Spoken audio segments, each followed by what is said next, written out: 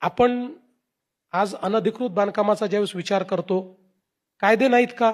इतके कायदे केलेत आपण, सगळे कायदे आहेत, कोणाला जबाबदार धरायचं ते देखील आपल्याला माहिती आहे, तरी अनधिकृत बांधकाम होतं.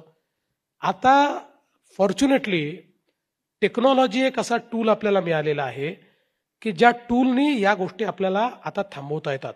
आम्ही एक प्रयत्न करतोय. मुंबईला मी सांगितलं, IIT सोबत देखील आम्ही बसलो आहोत की आपण आता जिओस्पेशियल टेक्नॉलॉजीचा वापर करून आणि AIचा वापर करून आता पिन पॉइंटेडली आयडेंटिफाय करू शकतो.